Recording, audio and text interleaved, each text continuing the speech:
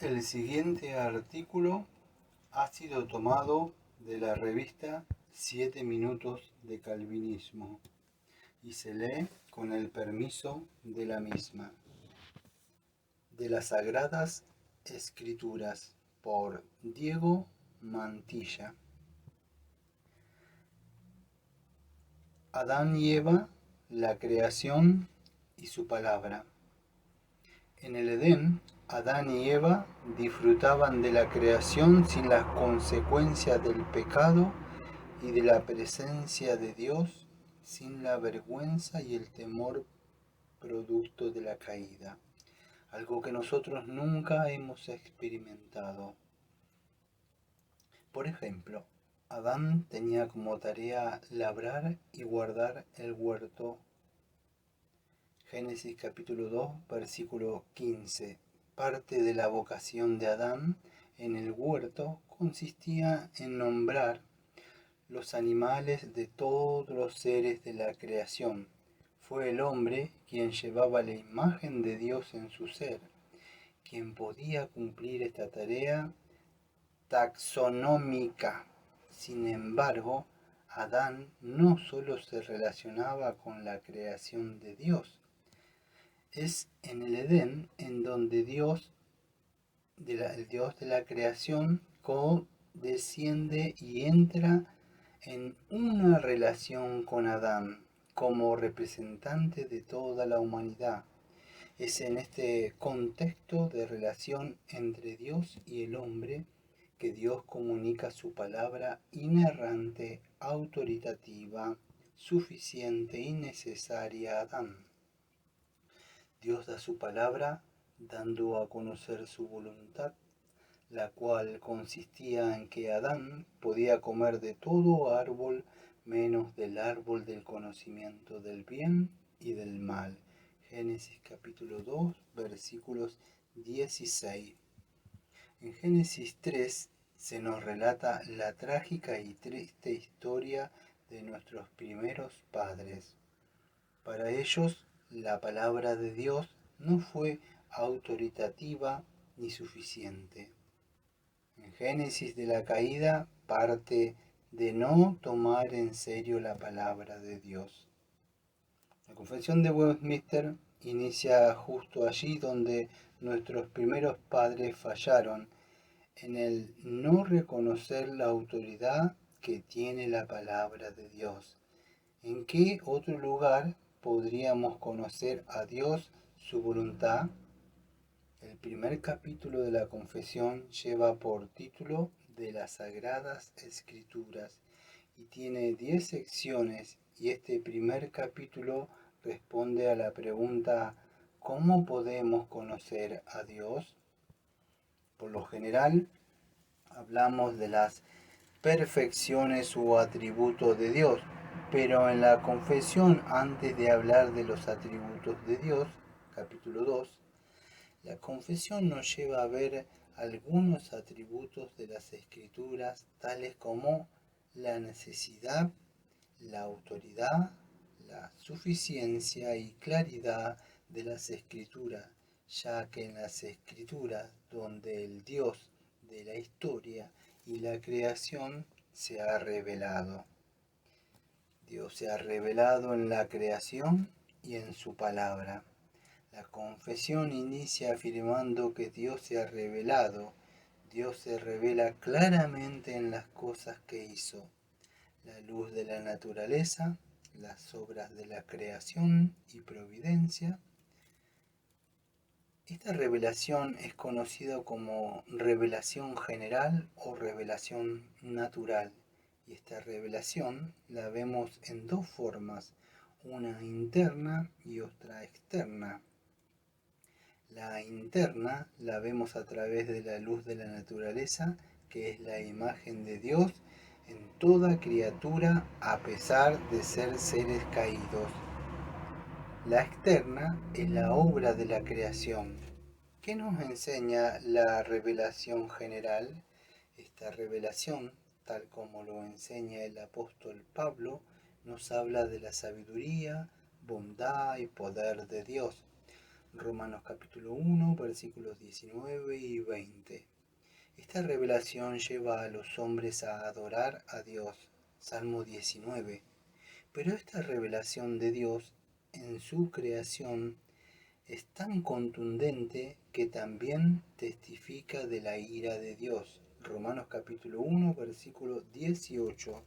De tal manera que los seres humanos no tienen excusas delante de Dios. Es decir, el hombre no tiene excusas de increpar al soberano o negar su existencia y tampoco su condición pecaminosa, tal como lo señala el doctor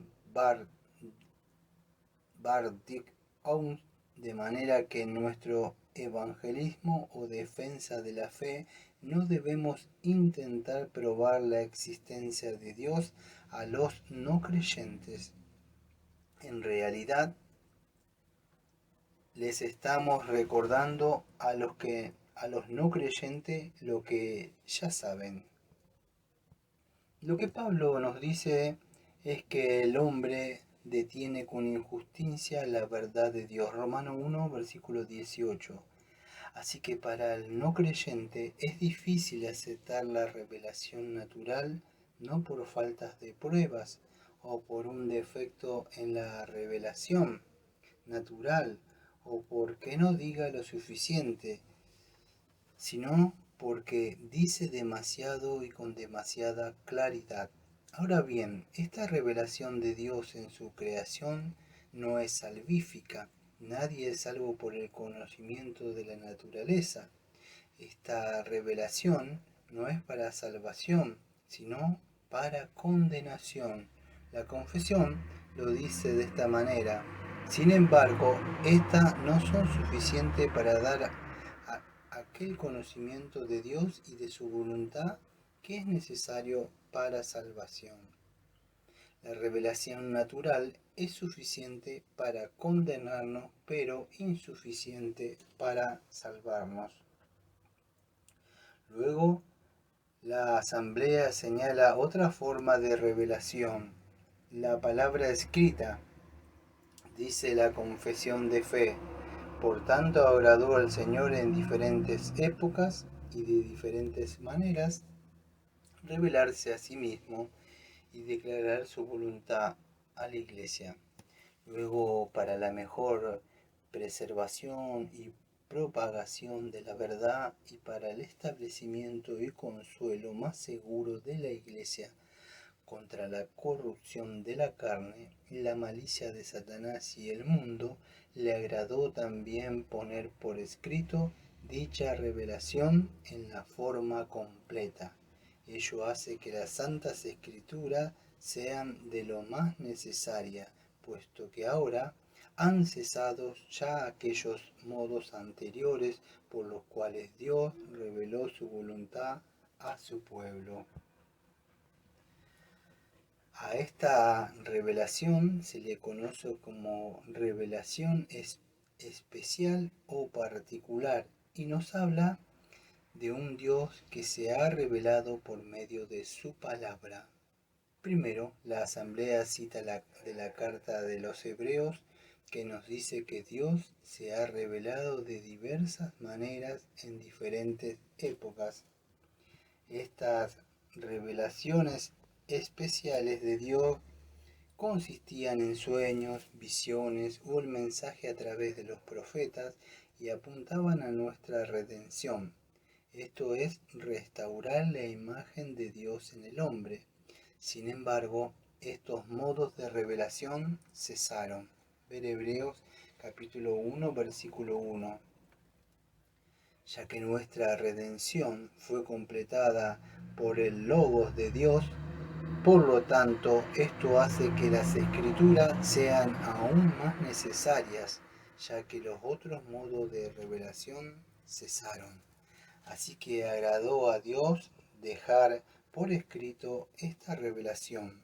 Pensemos en la frase agradó a Dios. Es un acto de amor y generosidad.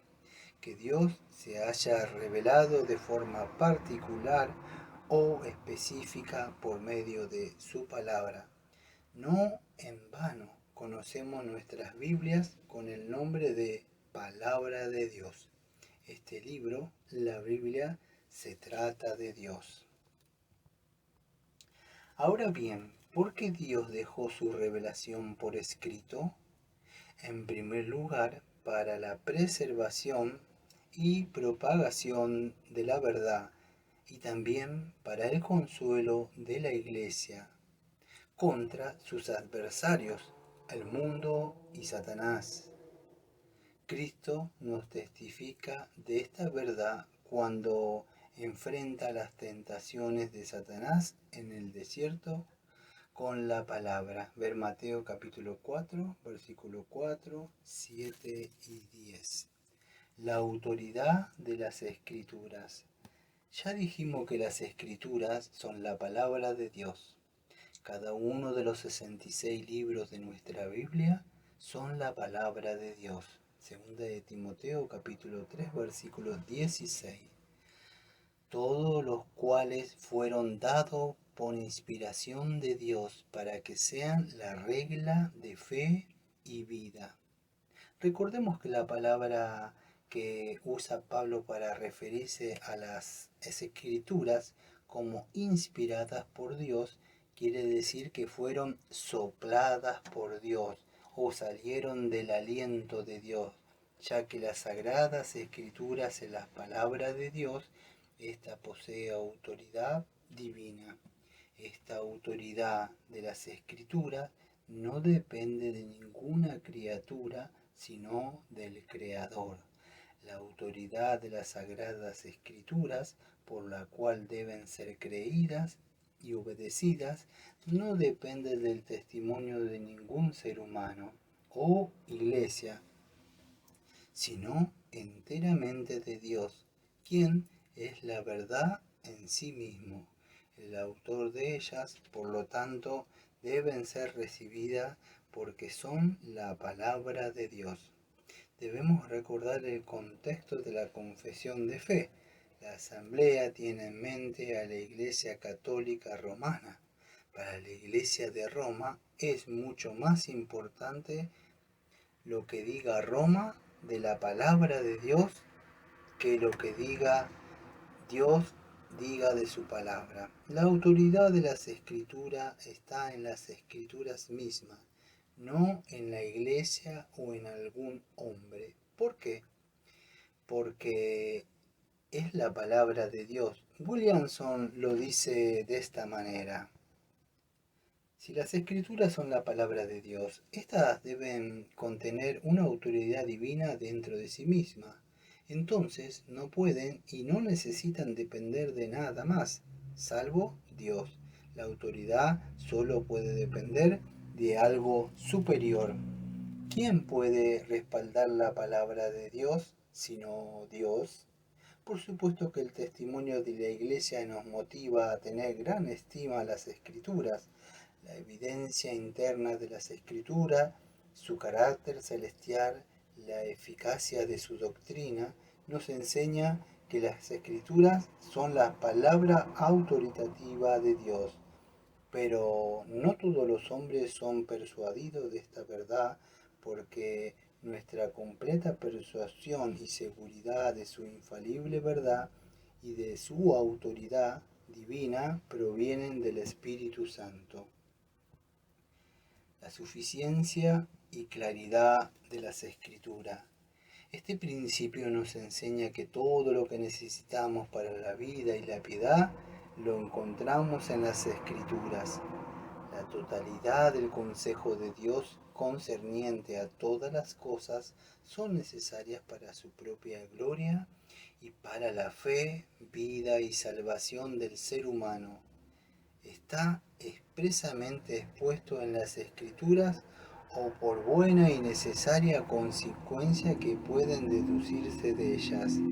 Las Escrituras son suficientes para mostrarnos el camino de la salvación. Ver 2 de Timoteo capítulo 3 versículo 15 al 17.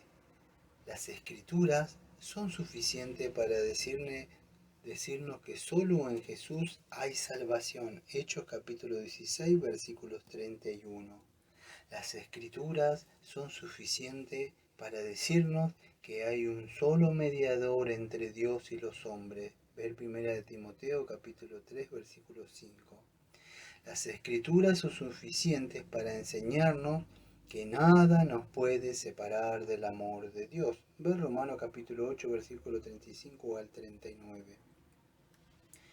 Hay enseñanzas en las Escrituras que se nos presentan de manera explícita como las que señalamos anteriormente y otras de manera implícita, es decir, por buena y necesaria consecuencia. Debemos entender que estas últimas hacen parte de la Biblia inspirada. Por otro lado, las Escrituras no son solo suficientes para nuestra salvación, sino que estas enseñanzas que son necesarias para nuestra salvación están claramente expuestas en las Escrituras. Todas aquellas cosas que son necesarias para obedecer, creer y observar para la salvación están claramente propuestas y expuestas están claramente expuestas en las Escrituras. Todas aquellas cosas que son necesarias para obedecer, creer y observar para la salvación están claramente propuestas y expuestas en uno u otro lugar de las Escrituras, para que no solo los eruditos, sino también los que no son eruditos lleguen a una comprensión suficiente. ¿No es esto un gran consuelo para aquellos que no somos tan sabios, tan inteligentes, que las Escrituras no están reservadas para una élite intelectual? De hecho, son tan claras que un no erudito puede con la iluminación del Espíritu Santo entenderlas. La regla de interpretación y el árbitro final. La confesión finaliza este gran capítulo de las Escrituras diciendo que el mejor intérprete de las Escrituras es la Escritura misma. La única interpretación autoritativa de las Escrituras es la Escritura. La regla infalible de la interpretación de la Escritura es la Escritura misma. Este principio resulta útil porque si bien las Escrituras son claras en cuanto al mensaje de salvación, nos encontramos con pasajes que no son tan claros. Estas partes difíciles de las Escrituras se aclaran por pasajes paralelos más claros. Por último, el árbitro final y el juez supremo es la palabra de Dios.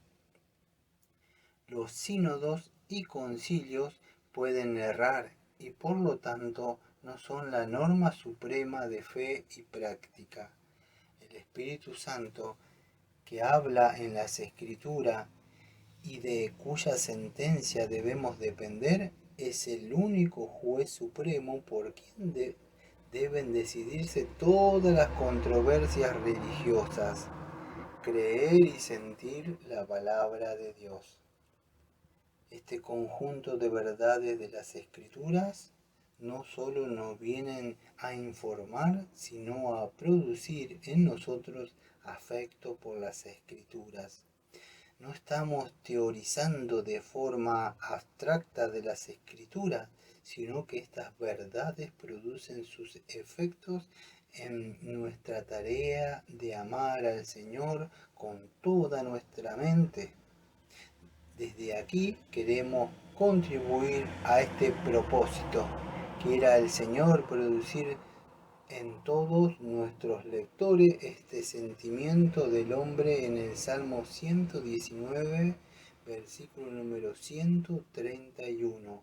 Por la palabra de Dios, mi boca abrí y suspiré porque deseaba tus mandamientos.